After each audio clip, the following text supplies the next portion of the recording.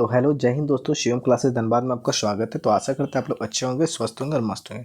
तो जैसा कि पता है हम लोग का सीरीज चल रहा था जीके जी सीरीज का, जिसमें चैप्टर वाइज चल रहे थे रेलवे ऑल एग्जाम। ये किरण प्रकाशन की बुक है, ठीक है, 2024 एडिशन नई वाली। इसमें क्या है कि रेलवे में जितने भी exams non technical group D RPF SI का सामान्य जानकारी मतलब जीके जनरल नॉलेज और सामान्य विज्ञान का चैप्टर वाइज सॉल्व पेपर है, इसको हम लोग सॉल्व करा, जिसमें 3790 प्लस क्वेश्चन है। और इसके अलावा जो हम डिस्कशन करा रहे हैं मतलब लगभग 5-6 हज़ार आपके टोटल हो जाएंगे क्वेश्चन। तो ऑब्जेक्टिव है टीसीएस में जो पूछे हुए अब तक है, बिना रिपीटेड क्वेश्चन के हैं, ठीक है, 1996 से। तो रेलवे के लिए तो ये क्या होगा आपका एग्जाम, ये एसएससी के लिए तो हो ही जाएगा, एसएससी के एमटीएस और सीजीएल के लिए भी काफ़ी है। फिर इसके बाद रेलवे के जितने भी एग्जाम्स हैं, रेलवे के आपके जितने भी एग्जाम्स उसके लिए कवर रहेगा। तो मैं बता दूं, इससे पहले हम लोगों ने चैप्टर वाइज इसको कर रहे हैं, ठीक है। और इससे पहले हम लोगों ने क्या क्या इसमें कर रखा, 3 क्लासेस इसकी हो चुकी है, चैप्टर वाइज क्लासेस है, जिसमें हम लोग हिस्ट्री की बात अगर करें तो देख सकते हो ये टोटल टॉपिक है हम लोग को जितना पढ़ना है, ठीक है। ये सारा टॉपिक आप लोग देख लो, हमको जितना ये पढ़ना है। तो इसमें भारत के इतिहास में चल रहे थे, जिसमें प्राचीन भारत के इतिहास का पूरा टॉपिक कवर हो गया था, ये हो गया था। फिर मध्यकालीन भारत में हम लोग थे, मध्यकालीन भारत भी हम लोगों ने ख़त्म कर चुका है दूसरी वीडियोज़ में। इससे पहले वाले वीडियो में आज जो हम लोग आधुनिक भारत के इतिहास में तीसरे वीडियो में हम लोगों ने 100 क्वेश्चन किया था। आज कुछ क्वेश्चन जो बच गया उसको हम लोग कर लेने वाले। इस तरह करके पूरा आपको टॉपिक, फिर इस तरह धीरे धीरे सभी टॉपिक्स को कवर करेंगे हम लोग। 40 डे क्रैश कोर्स था, 40 डे में से आज हम लोग का हो गया चौथा दिन हो जाएगा, 3 दिन हो चुका है। तो थोड़ा सा कल आज ये वीडियो जल्दी नहीं आ पाई, इसका रीज़न है थोड़ा सा फीवर की वजह से बना नहीं पाया मैं वीडियो। तो चलो आज ये वीडियो आप लोग को, और इस अगर आपको किसी को भी लगता है कि ये बुक मुझे परचेज करना है तो हमारे डिस्क्रिप्शन बॉक्स में इसका लिंक दिया है, हुआ या ऑनलाइन आप लोग परचेज कर सकते हो, या लिंक से जा करके परचेज कर सकते हो, ठीक है। तो चलिए हम लोग आज का अगला क्वेश्चन है यहाँ से स्टार्ट करते हैं। जो लोग नए हैं इस चैनल पर, पहले पीछे वाले को देखो, कवर हो जाएगा आपका। और सबसे बड़ी बात, अगर आप जैसे मैं बता दूँ कि अभी जैसे आधुनिक भारत का चैप्टर आज स्टार्ट करने वाला है, तो मैं हर दिन आपको पता रहता है कि क्या अगला दिन होने वाला है, तो उस टॉपिक को आप लोग देख लेना, ठीक है। फिर उसके बाद पढ़ना तो रिवाइज भी हो जाएगा आपको, है ना। तो चलिए अगला क्वेश्चन आपका जो 107 निम्नलिखित राष्ट्रवादी नेताओं में से कौन मराठी समाचार पत्र केसरी के संस्थापक थे, कौन थे। तो केसरी के संस्थापक कौन थे आपको ये बताना। थोड़ा सा कलर को मैं चेंज कर लेता हूँ, ठीक है, कलर को रेड कर लेते हैं हम लोग। तो बताना केसरी के संस्थापक कौन थे। तो ये हो जाएगा, केसरी समाचार पत्र की शुरुआत पता है आपको कब हुई, 4 जनवरी 1881 को हुई, ठीक है, 4 जनवरी 1881 को हुई। और किसके द्वारा, लोकमान्य बाल गंगाधर तिलक। तो केसरी के संपादक, संस्थापक और संपादक भी कौन, बाल गंगाधर तिलक, ये याद रखना है आपको, ठीक है। चलिए एनटीपीसी सीबीटी 2021 में पूछा हुआ क्वेश्चन था। चलिए अब इसमें देखिए जो अच्छे क्वेश्चंस बहुत है इसमें, इसको हम लोग लेने वाले हैं। अब यहाँ पे अगला क्वेश्चन आप लोग का है क्या, इनमें से किसे भारत में सिविल सेवाओं के जनक किसे जाना जाता है। तो सिविल सेवाओं के जनक इसमें लॉर्ड कार्नवालिस को जाना जाता है, ये याद रखें। भारत में सिविल सेवा के जनक के रूप में लॉर्ड कार्नवालिस, किसे, लॉर्ड चार्ल्स कार्नवालिस के रूप में जाना जाता है, याद रखना है। और कुछ फैक्ट मैं बताता हूँ। ब्रिटिश राज के दौरान वारेन हेस्टिंग, है ना, ये जो वारेन हेस्टिंग दिख रहा है, ये वारेन हेस्टिंग ने सिविल सेवा की नींव रखी थी। और जनक बोला जाए तो चार्ल्स कार्नवालिस को बोला जाता है, नींव रखी। और लॉर्ड कार्नवालिस ने इसमें सुधार, आधुनिकीकरण और युक्तिकरण किया था। तो जिसकी नींव किसने रखी थी, वारेन हेस्टिंग ने नींव रखी थी, और सिविल सेवा में, है ना। और इसमें सुधार, आधुनिकीकरण किसने किया था, इसने, चार्ल्स कार्नवालिस ने, ठीक है। इसीलिए इसे जनक के रूप में जाना जाता है, ठीक है। इसलिए लॉर्ड कार्नवालिस को भारत में सिविल सेवा के जनक के रूप में जाना जाता है ना। और कुछ फैक्ट मैं बताता हूँ। कार्नवालिस ने भारतीय सिविल सेवा के 2 प्रभागों की शुरुआत की थी, 2 प्रभाग की, एक कन्वेंटेड और एक अनकन्वेंटेड, ठीक है, अनुबंधित और असंबद्ध। ये भी आपको ध्यान देना है। चलो अगला क्वेश्चन है यहाँ पे, भारतीय राष्ट्रीय कांग्रेस के अधिवेशन में भारतीय राष्ट्रगान पहली बार किस वर्ष गाया गया। तो देखो कांग्रेस का अधिवेशन होता तो पहली बार राष्ट्रगान कलकत्ता अधिवेशन में गाया गया था आपको 1911 में, याद रखना, कलकत्ता अधिवेशन में। तो रविंद्रनाथ टैगोर द्वारा मूल रूप से जो बांग्ला भाषा में रचित है जन गण मन गीत को 26 जनवरी 1950 में भारत व राष्ट्रगान के संविधान द्वारा इसे हिंदी संस्करण को अपनाया। कब अपनाया गया, 24 जनवरी 1950 को हमारा राष्ट्रीय गान है, इसको अपनाया गया 24 जनवरी 1950 को, ये ध्यान देना। और पहली बार कांग्रेस अधिवेशन में 1911 में, है ना, याद रखना, कांग्रेस कलकत्ता के अधिवेशन में इसे गाया गया पहली बार, ठीक है। चलिए अगला, माइकल ओ डायर की हत्या किस भारतीय ने की थी। तो माइकल ओ डायर वही थे जो कि आपका जलियांवाला बाग हत्याकांड में गोली मारने का आदेश दिया था, ठीक है। अंधाधुंध लोगों पर अंदर गोली चलवाए गए थे। तो कौन इसको माइकल ओ डायर को लंदन में जाकर किसने मारा था?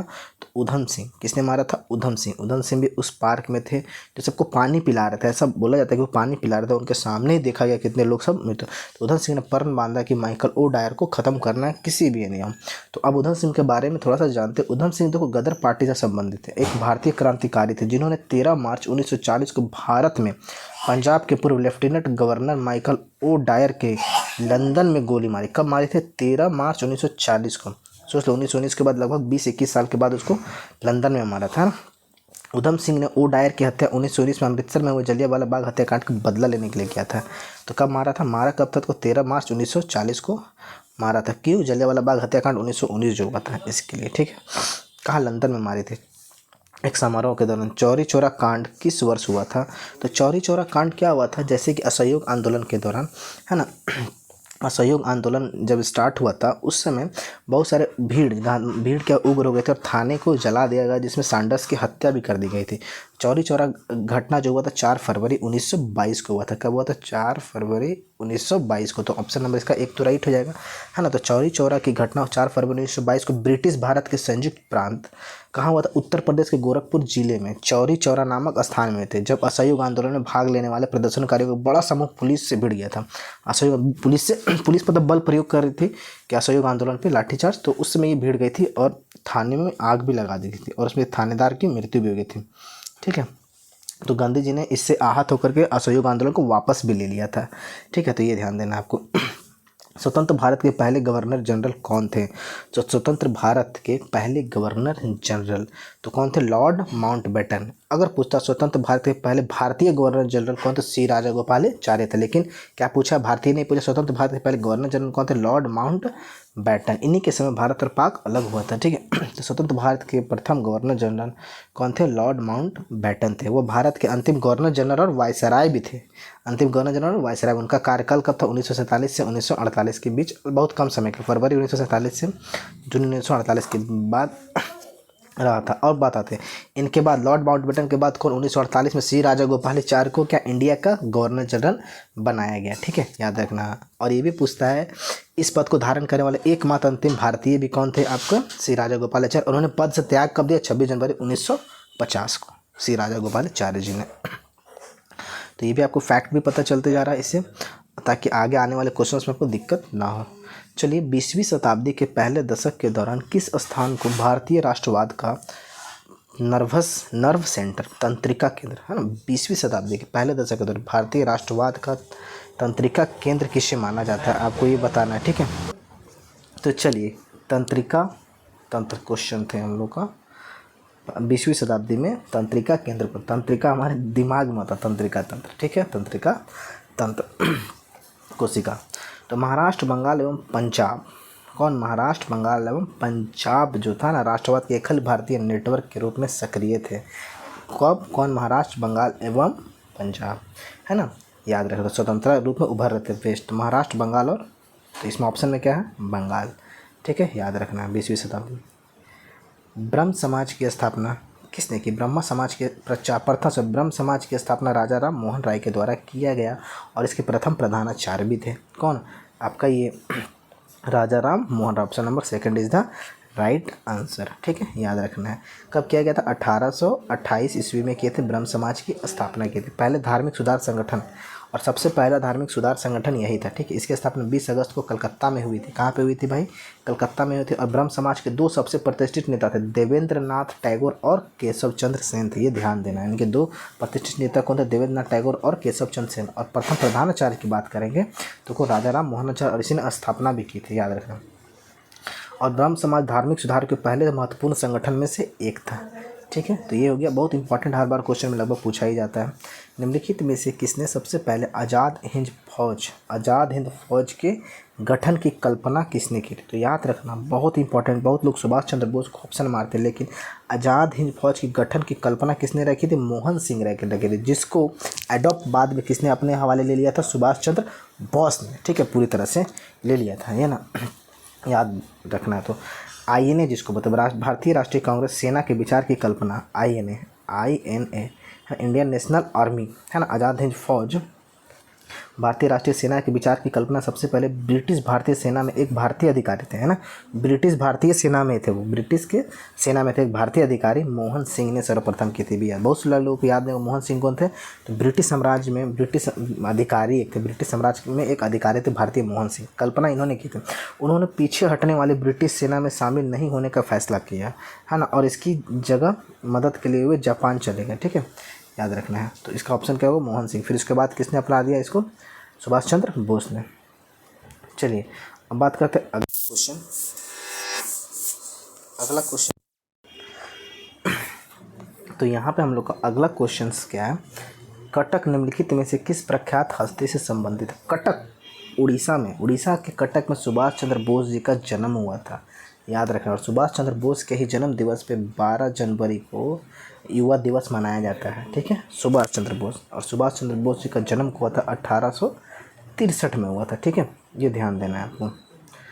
सुभाष चंद्र बोस को जन्मदिन पे नहीं, ये थोड़ा सा मिस्टेक हो गया हमसे, ये नहीं होगा। सुभाष चंद्र बोस का वो मैंने स्वामी विवेकानंद जी का बता दिया था। तो सुभाष चंद्र बोस का जन्म कब हुआ था, कटक के उड़ीसा में हुआ था। ठीक है, मैंने वो जो फैक्ट है आपको स्वामी विवेकानंद जी के बारे में बता दिया। ठीक है, चलो एक चीज़ याद रखना, 12 जनवरी को राष्ट्रीय युवा दिवस मनाते हैं हम लोग। 116 का क्या हुआ, सुभाष चंद्र बोस का जन्म 23 जनवरी, इसका डेट बताते हैं, इनका जन्म कब हुआ, 23 जनवरी 1897 में हुआ था। कहाँ पे, कटक के उड़ीसा में हुआ था। लेकिन उड़ीसा उस समय ब्रिटिश भारत के बंगाल प्रांत के उड़ीसा डिवीज़न में शामिल था। ठीक है, वे नेताजी आदरणीय नेता के नाम से लोकप्रिय थे। उन्हें द्वितीय विश्व युद्ध के दौरान आज़ाद हिंद फौज का नेतृत्व किया था, और आज़ाद हिंद फौज का नेतृत्व इन्होंने किया था सुभाष चंद्र बोस ने, जो मोहन सिंह पहले थे, है ना। चलिए अगला क्वेश्चन है, 1848 में लॉर्ड डलहौजी के कार्यकाल के दौरान लागू हुए सुधार का। लॉर्ड डलहौजी के समय बहुत सारे सुधार हुए। ठीक है, गवर्नर जॉन लॉर्ड डलहौजी का कार्यकाल पता है कब से कब तक, 1848 से लेकर के 1856, है ना, लगभग कितना हो गया, 6-8 सालों का कार्यकाल रहा। इन्होंने व्यापगत का सिद्धांत दिया, जिसे हड़प्पन नीति बोलते हैं ना, the doctrine of lapse theory, Bharat में लागू की थी, है ना। तो दिया व्यापक का सिद्धांत, इसी को इंग्लिश में क्या बोलते हैं हम, द डॉक्ट्राइन ऑफ लैप्स या हड़प्पन नीति बोलते हैं।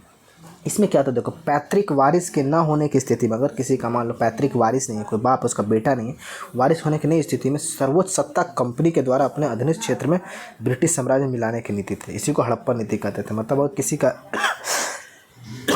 माफ़ कीजिएगा, अगर किसी का कोई वारिस नहीं है तो क्या करते, ब्रिटिश साम्राज्य हड़प लेते थे और वो अपने साम्राज्य में शामिल कर लेते थे। इसे हड़प्पन नीति, ये बहुत ख़राब था। ठीक है, याद रखना है। और इस सिद्धांत का उपयोग करके कई साम्राज्य को ब्रिटिश साम्राज्य में शामिल भी किया गया था। अंग्रेज की बहुत ख़राब नीति थी। ठीक है, जैसे सतारा, सबसे पहले हड़प्पन नीति द्वारा सतारा, महाराष्ट्र के सतारा को हड़पा था। फिर संबलपुर, उदयपुर, नागपुर और झांसी। सबसे पहले पूछता व्यापक सिद्धांत के द्वारा किसे हड़पा गया था, 1800 हड़पा गया था सबसे पहले, इसको याद रखना है आपको, 1848 में महाराष्ट्र के सतारा। ठीक है,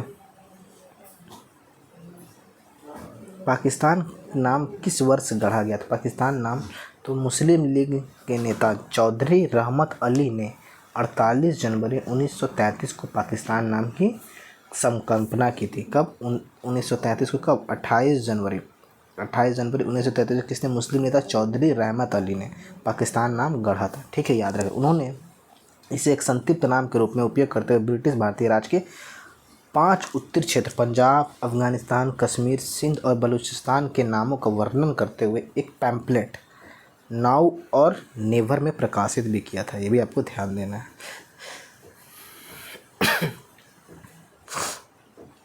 चलिए हम लोग का अगला क्वेश्चन जो है,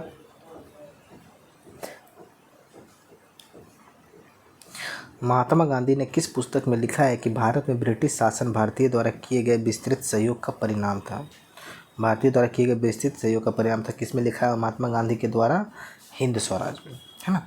किस में लिखा गया, अपनी पुस्तक हिंद स्वराज। तो वैसे महात्मा हिंद स्वराज में महात्मा गांधी ने ये चीज़ को लिखा था, अपनी प्रसिद्ध पुस्तक। और हिंद स्वराज कब, 1909 में। ठीक है, तो इसमें लिखा था। अगला क्वेश्चन क्या है,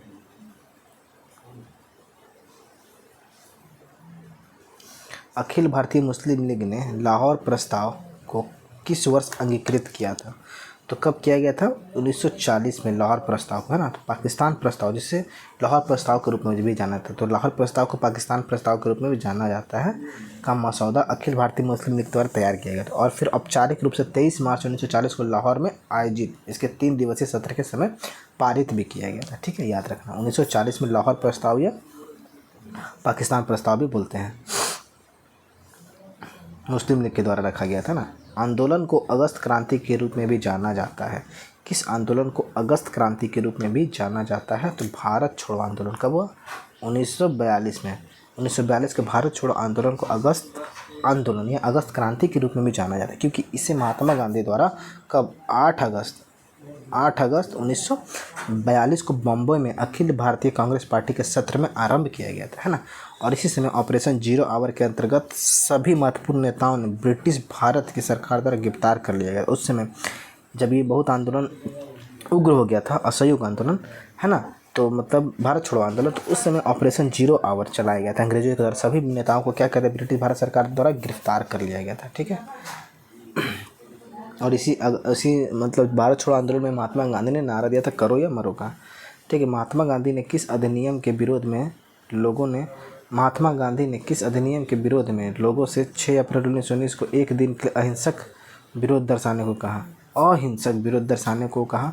किसके विरोध में? तो सबसे बड़ी घटना जो है तो रॉलेट एक्ट।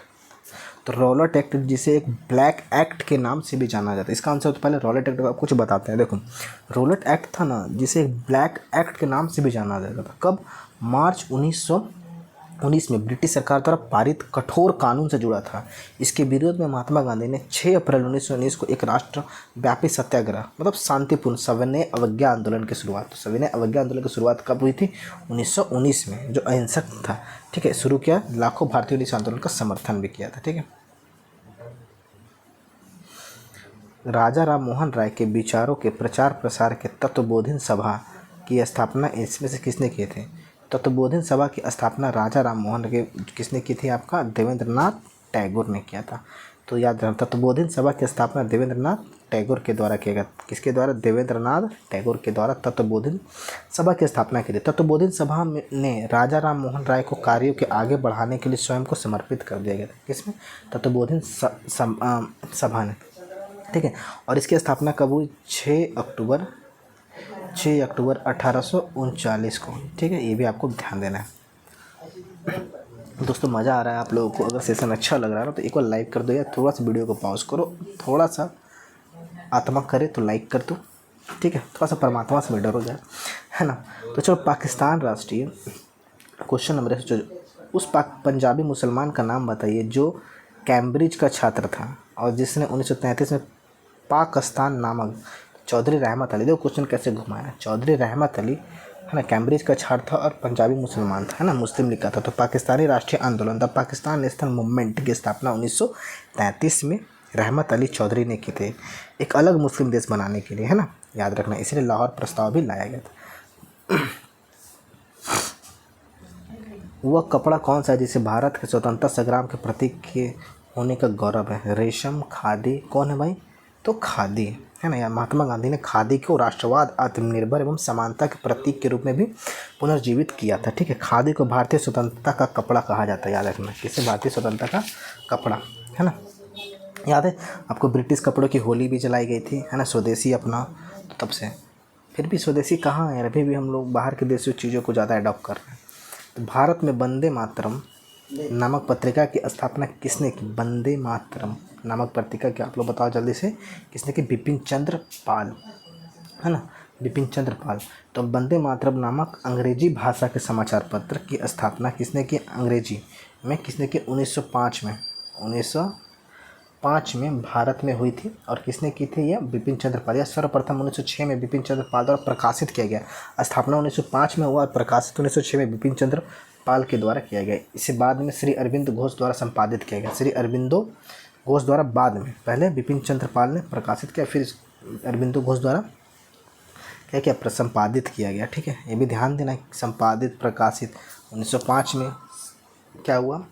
समाचार पत्र की अंग्रेजी भाषा में वंदे मातरम का स्थापना हुआ। 1906 में बिपिन चंद्र पाल ने क्या किया? प्रकाशित किया। बाद में आगे संपादित किसने किया? अरविंदो घोष ने। तो ये भी आपको ध्यान देना है। चलिए अगला क्वेश्चन क्या है ना, डैश के अनुसार ईस्ट इंडिया कंपनी द्वारा भारतीय शासकों को अपनी स्वतंत्रता सेनाएं रखने अनुमति नहीं थी। किसके अनुसार रखने की अनुमति नहीं थी, मतलब भारतीय शासक वो सेना नहीं रख सकते, मतलब ब्रिटिश इंडिया का ऐसा रूल था कंपनी का। तो कौन सा, सहायक संधि, सब्सिडरी अलायंस सिस्टम के द्वारा। तो सहायक संधि ब्रिटिश के द्वारा लाया गया था।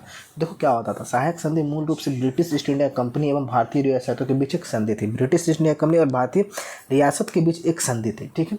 इसमें होता क्या था, इस प्रणाली के अंतर्गत सहयोगी भारतीय राज्य को शासक को अपने क्षेत्र में एक ब्रिटिश सेना की अस्थायी तैनाती को स्वीकार करने के साथ ही इसका रख रखाव है तो सब्सिडी का भुगतान करने तो मजबूर किया गया था। मतलब भारतीय रियासत के जो राजा थे, आपको ब्रिटिश सेना का रखना हो, प्रोटेक्शन के लिए आपको हमारी सेना रखना हो और उसका रख रखाव खर्चा आपको देना हो, तो ये वो सहायक सब्सिडी।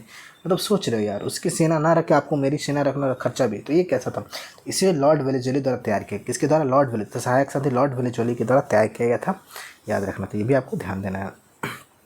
अंग्रेज बड़े बहुत दिमाग वाले थे, ठीक है। मोपला विद्रोह किस वर्ष के दौरान हुआ, तो मोपला या इसे मालाबार का विद्रोह भी कहते हैं, याद रखना। मोपला या मालाबार विद्रोह कब हुआ था, 20 अगस्त 1921 से लेकर के 1922 तक था ना, केरल के मालाबार। मोपला विद्रोह या मालाबार केरल के मालाबार हुआ था ना। मोपला विद्रोह केरल के मालाबार क्षेत्र में ब्रिटिश औपनिवेशिक शासक के विरुद्ध था, ये ध्यान देना। और इसमें किसान द्वारा ब्रिटिश बंगाल मालिकों के खिलाफ विद्रोह, जिन्हें नील उगाने हेतु मजबूर किया था। इसमें भी नील के लिए उगाने को मजबूर किया जाता था, तो किसानों ने किया था, ठीक है, बगान मालिकों के खिलाफ। चलिए मोपला विद्रोह। चलिए अगला क्वेश्चन है हम लोग का, गवर्नर जनरल लॉर्ड डलहौजी ने किस साम्राज्य को चेरी नाम दिया था। किस साम्राज्य को चेरी नाम दिया था, तो आपको ये बताना। तो अवध साम्राज्य को चेरी नाम दिया था, किसने, लॉर्ड डलहौजी। लॉर्ड डलहौजी ने जो डॉक्ट्राइन थ्योरी भी लाया था, हड़प्पन की नीति। तो लॉर्ड डलहौजी 1856 में अवध पर अधिकार कर लिया था और उन्होंने 1801 में अवध पर सहायक संधि की नीति लागू की, सहायक संधि के द्वारा, ठीक है। उन्होंने अवध के शासन को एक चेरी के रूप में वर्णित किया, जो एक दिन हमारे मुंह में गिर जाएगी, ऐसा बोला था। देखो कितना होशियार था यार, लोग बैंक बोला था अवध को चेरी के रूप में बोला कि ये एक दिन हमारे मुंह में गिर जाएगी, और ये सहायक संधि के द्वारा इसको हड़प लिया था। कौन, लॉर्ड डलहौजी। ये आपको फैक्ट पता था, नहीं पता था तो कमेंट बॉक्स में बताओ और चैनल को सब्सक्राइब कर देना। इनमें से किसने भारत में 19वीं शताब्दी के अंत में प्लेग की जाँच कराने में विफलता के कारण पूना के पुलिस कमिश्नर रैंड की गोली मारकर हत्या कर दी। प्लेग की जांच करने में विफलता के कारण पूना के पुलिस कमिश्नर रैंड की गोली मारकर हत्या कर दी, किसने। तो आप इसका आंसर क्या होगा, दामोदर चापेकर। आंसर क्या होगा, दामोदर चापेकर। तो दामोदर हरि चापेकर एवं बालकृष्ण हरि चापेकर ने 22 जून 1997 को पुणे में एक ब्रिटिश अधिकारी WC रैंड एवं उनके सैन्य अनुरक्षक लेफ्टिनेंट आयरस्ट की हत्या कर दी थी। क्यों की गई थी, देखो सबसे पहले बात करते हैं, यह 1857 के विद्रोह के बाद भारत में उग्रवादी राष्ट्रवाद का प्रथम मामला भी था।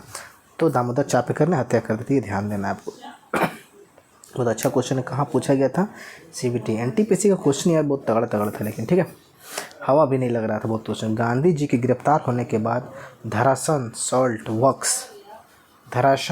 वर्क्स है ना, नमक पर हमला करने हेतु की गई यात्रा के नेतृत्व में किसने किया गया था, किसने किया था। तो इसका आंसर हो जाएगा आपका अब्बास तैयब जी। धरासना सत्याग्रह, ये एक धरासना सत्याग्रह था, ठीक है। मई 1930 में ब्रिटिश नमक कर लेवी के विरुद्ध था। भारत में एक प्रदर्शन था, मतलब नमक में कर को लेकर के विरुद्ध था, ठीक है। धरासना सत्याग्रह इसे बोला गया था, ठीक है।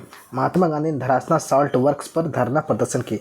धरासना सॉल्ट वर्क्स जो नमक बनाते थे और वो कर वसूलते थे, इसके खिलाफ था, ठीक है। तो धरना में इसी के खिलाफ दांडी से 40 किलोमीटर दक्षिण में था, और ये दांडी से कहाँ था, 40 किलोमीटर दक्षिण में था।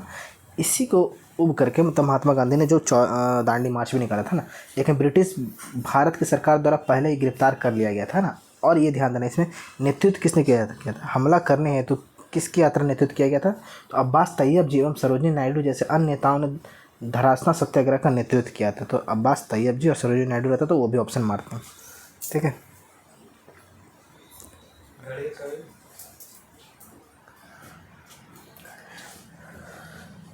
भारत के किस वायसराय ने निर्वाचित स्थानीय सरकारी निकायों सृजन की पहल की थी।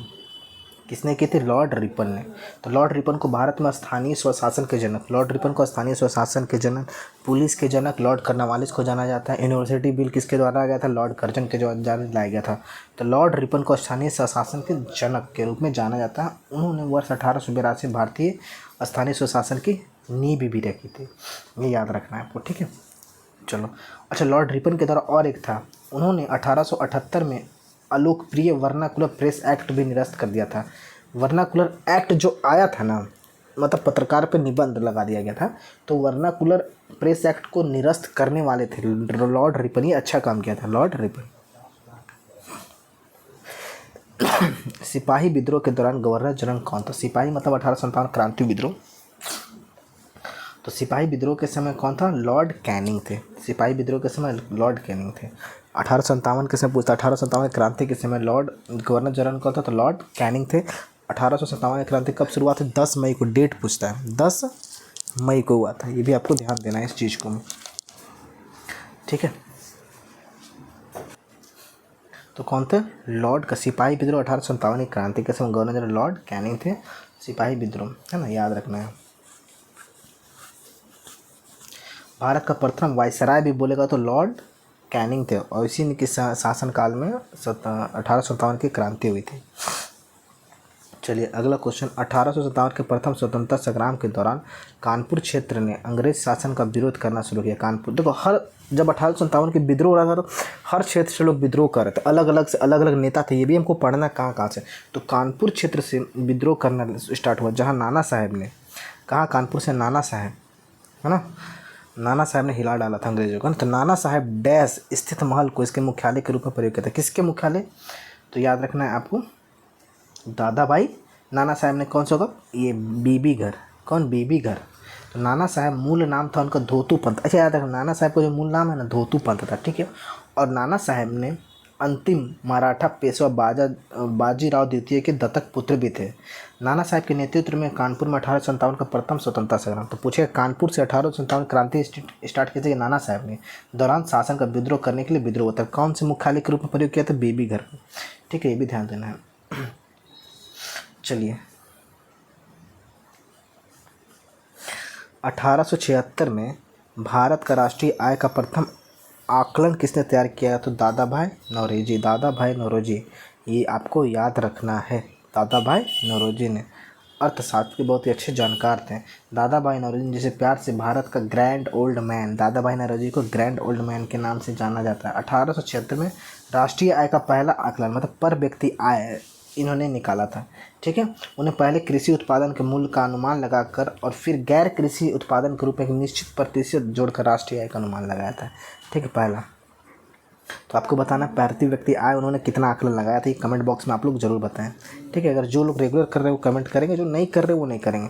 सोहन सिंह भकना 1913 में संयुक्त राष्ट्र अमेरिका में भारतीय द्वारा स्थापित के पहले क्या अध्यक्ष थे? सोहन सिंह भकना संयुक्त राज्य अमेरिका में भारतीय द्वारा स्थापित डैश के पहले भारतीय द्वारा, बताओ संयुक्त राज्य अमेरिका में क्या स्थापित किया गया था? तो गदर पार्टी 1923 में, गदर पार्टी 15 जुलाई 1913 को लाला हरदयाल के द्वारा, है ना, तो याद रखना है गदर पार्टी, ठीक है। चलिए अगला क्वेश्चन है, बंगाल में सामाजिक धार्मिक सुधारों के प्रणेता राजा राम मोहन राय द्वारा ब्रह्म समाज की स्थापना की गई थी। 1800 ब्रह्म समाज की स्थापना की थी। राजा राम मोहन राय में से किसकी स्थापना की गई थी? आर्य समाज, प्रार्थना समाज या आत्म, तो ब्रह्म समाज तो किया गया, तो ब्रह्म समाज तो नहीं, तो राजा राम मोहन ने आत्मीय सभा। तो राजा राम मोहन 1815 में कलकत्ता में आत्मीय सभा, 1828 में ब्रह्म समाज, ठीक है, ये भी आपको ध्यान रखना है। आधुनिक आत्मीय सभा का भी नींव रखा था कलकत्ता में, ये भी आप लोग को ध्यान रखना, आत्मीय सभा के साथ ब्रह्म समाज, कंफ्यूज मत होना। रामकृष्ण मिशन की स्थापना किसने की? तो रामकृष्ण मिशन की स्थापना किसने की थी? रामकृष्ण परमहंस के द्वारा, है ना। 138 का हो जाएगा। अच्छा, परमहंस स्वामी विवेकानंद, स्वामी विवेकानंद जी के। चलिए बात करते रामकृष्ण मिशन की स्थापना 1897, रामकृष्ण मिशन की स्थापना किसने की? स्वामी विवेकानंद जी के द्वारा किया गया था। रामकृष्ण मिशन एक परोपकारी स्वयंसेवी संगठन है जिसकी स्थापना 1 मई 1857 को रामकृष्ण के प्रमुख शिष्य विवेकानंद किए थे। रामकृष्ण बहुत प्यारे शिष्य थे, बहुत मानते थे उनको। विवेकानंद जी।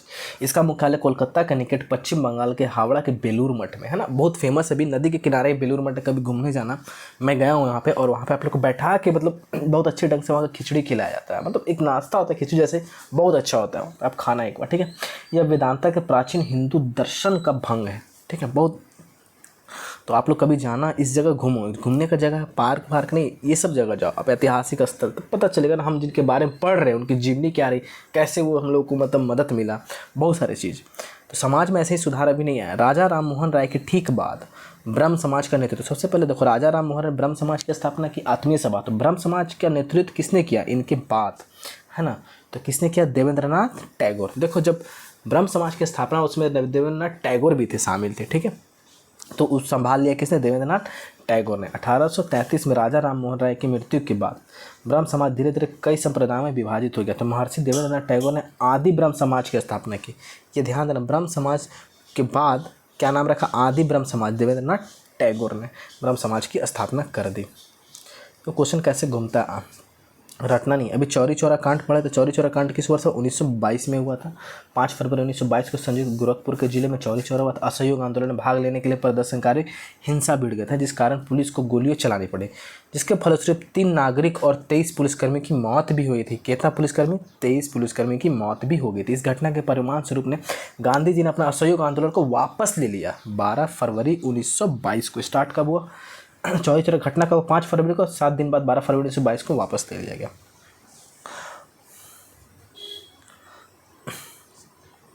निम्नलिखित में से कौन सा अधिनियम ईस्ट इंडिया कंपनी के विभिन्न अंगों को शक्ति और जिम्मेवारियों को परिभाषित करते ब्रिटिश संसद द्वारा पारित किया गया था। कौन सा अधिनियम, तो अधिनियम बहुत सारा याद करना है आपको, तो विनिमय अधिनियम, विनिमय अधिनियम, ठीक है, याद रखना 1773 का, 1773 के रेगुलेटिंग के अंतर्गत, है ना, 1773 का जो रेगुलेटिंग एक्ट आया था, भारत में ईस्ट इंडिया कंपनी के शासन के प्रबंधन को नियंत्रित करने के लिए ब्रिटिश संसद का एक अधिनियम था। यह कंपनी के क्षेत्रीय मामले में ब्रिटिश सरकार का पहला हस्तक्षेप था। तो कंपनी का जो क्षेत्रीय मामला होगा उसमें हस्तक्षेप कर सकता है कौन, ब्रिटिश सरकार था, ठीक है। कब आया था ये, 1873। चलिए अगला क्वेश्चन क्या है, पहले नगर निगम की स्थापना 1688 में डैश के पूर्व प्रेसिडेंसी टाउन में ब्रिटिश काल के दौरान हुई थी। कहाँ पे, 68 में कहाँ पे हुई थी पहले नगर निगम की स्थापना, बहुत ही अच्छा क्वेश्चन है, मद्रास में। तो चेन्नई नगर निगम, है ना, मद्रास में क्या होता है, कौन सा नगर निगम, तो चेन्नई नगर निगम भारत का पहला नगर निगम था, ये ध्यान देना। इसकी स्थापना कब हुई, 29 सितंबर 1688 में चेन्नई नगर निगम, है ना, ये याद रखना है, ब्रिटिश काल के दौरान हुए थे। कलकत्ता नगर निगम और बम्बई नगर निगम, कलकत्ता उसके बाद कलकत्ता हुआ, फिर बम्बई, तो कलकत्ता का 1876 में, बम्बई का 1888 में, और ये ध्यान रखना पहला नगर निगम कब हुआ, 1688 में चेन्नई नगर निगम, ठीक है। अगला क्वेश्चन, तो मज़ा आ रहा होगा सेशन आप लोग का, बहुत अच्छे को। स्वतंत्रता सेनानी देश बंधु चित्तरंजन दास का पेशा क्या था, देश बंधु चित्तरंजन दास का पेशा क्या था, वो वकील थे, पेशे से क्या थे, वकील। देश बंधु फ्रेंड्स ऑफ द नेशन के नाम से जाना जाता, फ्रेंड्स ऑफ द नेशन कहे जाने वाले चित्तरंजन दास एक भारतीय स्वतंत्रता सेनानी थे। चित्तरंजन दास, है ना, के द्वारा CR दास और मोतीलाल नेहरू, है ना, CR दास और मोतीलाल नेहरू के द्वारा गदर स्वराज पार्टी का स्थापना भी किया गया था, ठीक है। CR दास एक अधिवेशन में, ठीक है, और स्वराज पार्टी के संस्थापक भी रहे। 1923 में इलाहाबाद में किया था CR दास, ठीक है, याद रखना है, और उसके सचिव भी थे। चलिए अगला क्वेश्चन क्या है आप लोग का, पेशे से वाकिफ। ईस्ट इंडिया कंपनी अधिनियम 1813 को डैश के रूप में भी जाने जाते, ईस्ट इंडिया कंपनी को 1813 को किसके रूप में जानी जाती है, तो ये ईस्ट इंडिया कंपनी अधिनियम चार्टर अधिनियम के रूप में जाना जाता है। कब, तो ईस्ट इंडिया कंपनी अधिनियम 1813 में, चार्टर अधिनियम 1813 के रूप में भी जाना जाता है। ये यूनाइटेड किंगडम मतलब UK की संसद का एक अधिनियम था, जिसे ब्रिटिश ईस्ट इंडिया कंपनी को जारी किए गए चार्टर को नेतृत्व नवीकृत किया, और भारत में कंपनी का शासन अगले 20 वर्ष तक जारी रखा, है ना, चार्टर अधिनियम के द्वारा, ठीक है। अगला क्वेश्चन आप लोग का है, कलकत्ता में एक शाही चार्टर द्वारा नगर निगम की स्थापना किस वर्ष की गई, अभी बताया था 1688 ईस्वी में, है ना, कब गया था, 1688 नहीं, यहाँ 1700, कलकत्ता में, सॉरी कलकत्ता वाला पूछ रहा ना, तो कलकत्ता में 1726 ईस्वी में हुआ था, कलकत्ता में 1726 को किया गया था, ठीक है। कोलकाता में कलकत्ता नगर निगम 1726, ये आपका 1876 होना चाहिए यहाँ पे, ठीक है, यहाँ पे थोड़ा सा मिस्टेक है मुझे, लेकिन देखो 1726 यहाँ पे हुआ, 1726 में, यह ध्यान देना है, ठीक है, 1726 में हुआ था। चलिए अगला क्वेश्चन क्या है यहाँ पे, 1851 में पारसियों के बीच सामाजिक धार्मिक सुधार के प्रयोजनार्थ इससे कौन सी पत्रिका प्रकाशित की गई थी पारसियों के बीच? तो देखो कौन सी पत्रिका थी आपका, रास्ता गिरफ्तार। कौन है? रास्ता गिरफ्तार, बम्बई में संचालित होने वाला एक एंग्लो गुजराती अखबार था। रास्ता गिरफ्तार का बम्बई में संचालित होने वाला एक एंग्लो गुजराती अखबार था, जिसे दादा भाई नौरोजी और खरदेश जी कामा ने 1854 में शुरू किया गया था। ठीक है, भारत के प्रथम ईसाई मिशनरी संगठन श्रीरामपुर मिशन की स्थापना किसके द्वारा की गई थी? तो श्रीरामपुर मिशन विलियम कैरी के द्वारा। तो श्रीरामपुर मिशन भारत का पहला ईसाई मिशनरी संगठन था, जिसे 10 जनवरी 1800 को विलियम कैरी और उनके 2 सहयोगी द्वारा स्थापित किया गया था। ठीक है, जो कि मिशन ने हुगली जिले में 2 स्थानों यीशु के संदेश का प्रचार भी शुरू किया गया था।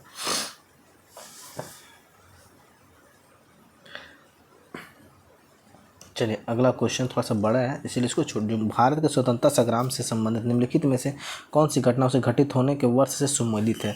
तो सुमेलित मतलब सही है, तो इसका हो जाएगा देखो, चौरी चौरा 1922 में हुआ था।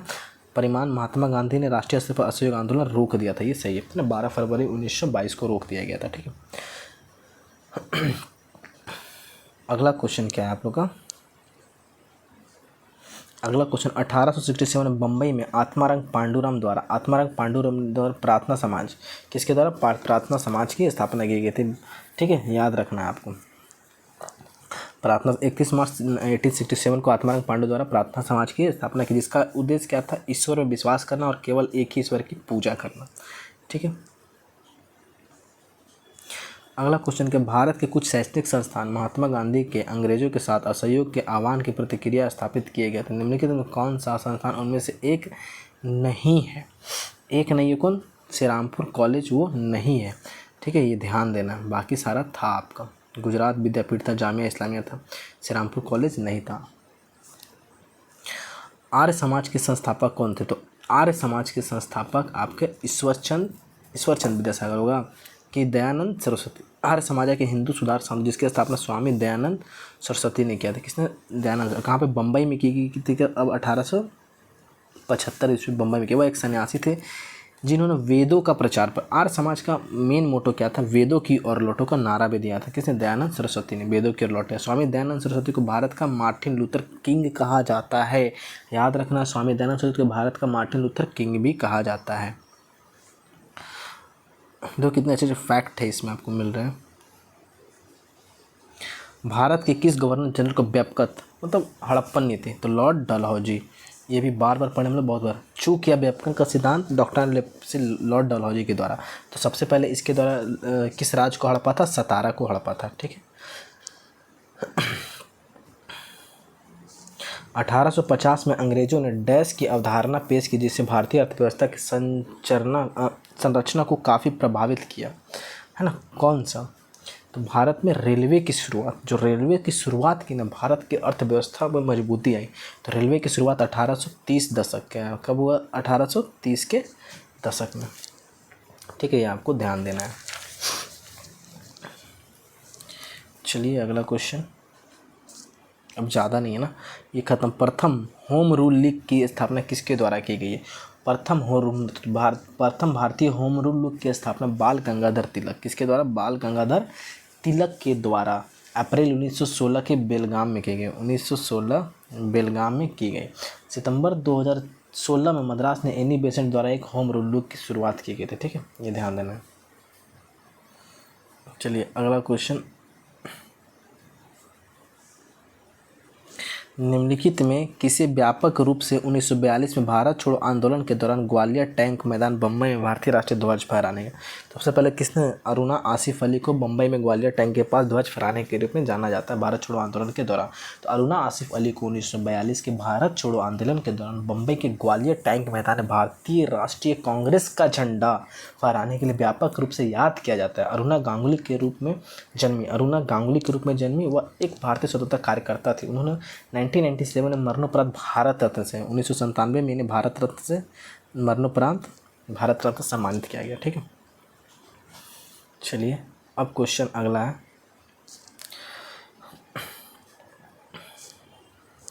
किस समाज सुधारक ने सत्यशोधक समाज की स्थापना की? सत्यशोधक समाज की स्थापना किसने की? ज्योतिबाई फूले। तो सत्यशोधक समाज 24 सितंबर 1873, 24 सितंबर 1873 में पुणे महाराष्ट्र में ज्योतिराव फूले द्वारा स्थापित किया गया एक समाज सुधार संगठन था। इसने महाराष्ट्र में विशेष रूप से महिलाओं, किसानों और दलितों पर केंद्रित वंचित समूहों के लिए शिक्षा, इसका मकसद यही था, दलित वंचित लोगों को शिक्षा प्राप्त करना है ना, अधिकारों, राजनीतिक पहुंच में वृद्धि के लिए था। फूले का गैर ब्राह्मण के बीच भारत में सामाजिक सुधार को जनक माना जाता है। गैर ब्राह्मण के बीच भारत में सामाजिक सुधार, ज्योतिराव फूले ने गुलामगिरी नामक पुस्तक, ज्योतिराव फूले के द्वारा गुलामगिरी नामक पुस्तक की रचना की। ठीक है, 1873 में, भी आप ध्यान देना है। 1857 में निम्नलिखित में से कौन भारत के अंतिम वायसराय थे? भारत के अंतिम वायसराय बोलो, गवर्नर जनरल बोलो, लॉर्ड माउंट बैटन, है ना। भारत के अंतिम वायसराय 1947 और भारत के स्वतंत्र डोमिनियन के पहले गवर्नर जनरल भी थे। श्री राजाचार्य गोपालाचार्य पहले भारतीय थे।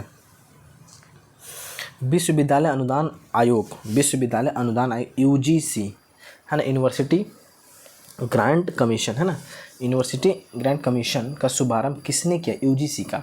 तो किसने? मौलाना अबुल कलाम आज़ाद के द्वारा। तो विश्वविद्यालय अनुदान आयोग यूजीसी का औपचारिक रूप से 28 दिसंबर 1953 को तत्कालीन शिक्षा प्राकृतिक संसाधन, तो पहले भारत के पहले शिक्षा मंत्री भी यही थे, मौलाना अबुल कलाम आज़ाद, और यूजीसी का कॉन्सेप्ट भी इन्होंने लाया। और उसमें तत्कालीन शिक्षा मंत्री थे, प्राकृतिक संसाधन और वैज्ञानिक अनुसंधान मंत्री में स्वर्गीय श्री मौलाना अबुल कलाम आज़ाद द्वारा उद्घाटन किया गया।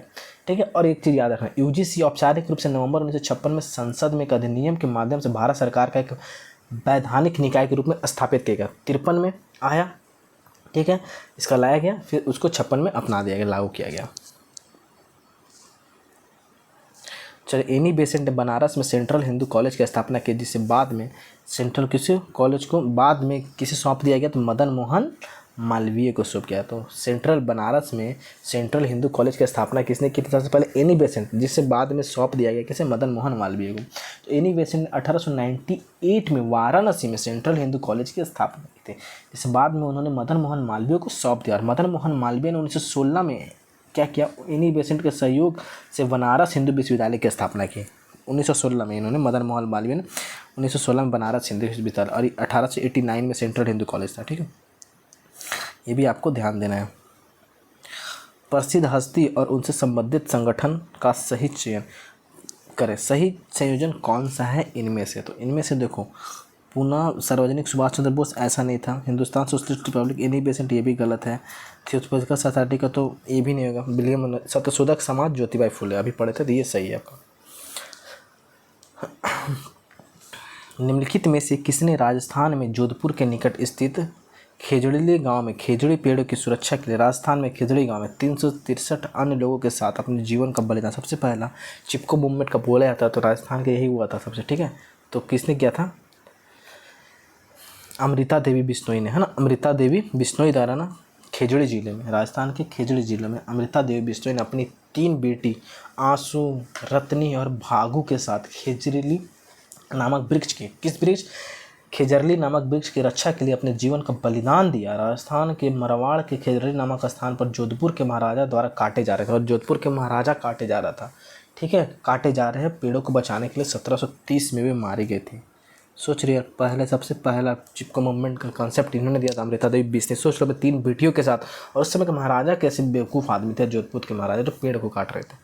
ठीक है, तो महाराजा भी पागल थे उस समय। उसके बाद उत्तराखंड वाला होता सुंदरलाल बहुगुणा के द्वारा भारतीय परिषद अधिनियम 1909 को इंडियन काउंसिल एक्ट को कहा जाता है। इंडियन काउंसिल एक्ट को 1919 को क्या कहा जाता है? मार्ले मिंटो सुधार। 1919 को मार्ले मिंटो सुधार के नाम से जाना जाता है। भारत के राज्य सचिव जॉन मार्ले और भारत के वायसराय लॉर्ड मिंटो के बाद भारतीय परिषद अधिनियम 1909 को मार्ले मिंटो के रूप में भी जाना जाता है। ठीक है, मार्ले मिंटो एक्ट के रूप में हम लोग जानते हैं इसे। चलिए अगला क्वेश्चन, निम्न में कौन सा एक प्रसिद्ध क्रांतिकारी कार्यकर्ता और हिंदू सोशलिस्ट रिपब्लिक एसोसिएशन के नेता थे? कौन नेता थे आपको ये बताना है। कौन थे? Chandrashekhar Azad, Hindustan Republic Association, Hindustan Socialist Republic Association के नेता थे। हाँ, Chandrashekhar Azad Hindustan Socialist Republic Association के एक भारतीय क्रांतिकारी थे, याद रखना है। ठीक है। अब सबसे पहले एक चीज़ और समझो, ये जो HSRA जो है को पहले हिंदुस्तान रिपब्लिक एसोसिएशन के रूप में जाना जाता था। इसकी स्थापना 1923 में राम प्रसाद बिस्मिल ने की, याद है ना। और आज़ाद ने 1928 में भगत सिंह के साथ हिंदुस्तान रिपब्लिक एसोसिएशन को हिंदुस्तान सोशलिस्ट रिपब्लिक एसोसिएशन के नए नाम तहत दिल्ली में पुनर्गठित किया। तो पहले इसके नेता कौन थे? राम प्रसाद बिस्मिल थे। अगला क्वेश्चन, आधुनिक भारतीय इतिहास के निम्न में कौन सी घटना सही सुमेलित नहीं है? गलत है। लॉर्ड कर्जन बंगाल विभाजन 1905 में, ये सही है। भारत छोड़ो आंदोलन, ये सही है। अमृतसर में जलियांवाला बाग कांड, ये सही। महात्मा गांधी दांडी मार्च, ये नहीं। कब किए थे? 1930 में किए थे। ठीक है, तो ये आपका गलत है। और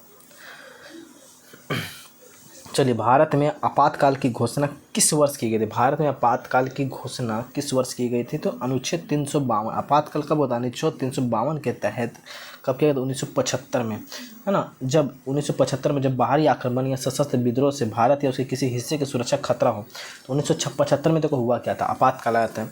इंदिरा गांधी की सरकार द्वारा आपातकाल की घोषणा की गई थी और यह 21 महीने तक प्रभावित रहा। कितने महीने तक? 21 महीने तक प्रभावी रहा था। 25 जून 1975 को भारत के राष्ट्रपति फखरुद्दीन अली अहमद ने आपातकाल की घोषणा की थी। किसकी सरकार में? इंदिरा गांधी की सरकार में।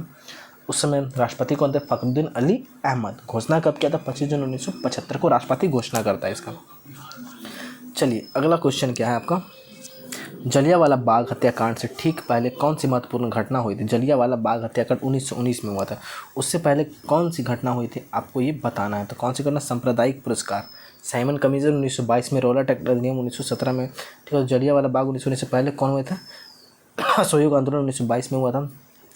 सांप्रदायिक पुरस्कार तो याद रखना है, कौन है? सांप्रदायिक पुरस्कार साइमन कमीशन 1928 में हुआ था। सॉरी, बता देखो, तो 28 में हुआ था साइमन कमीशन।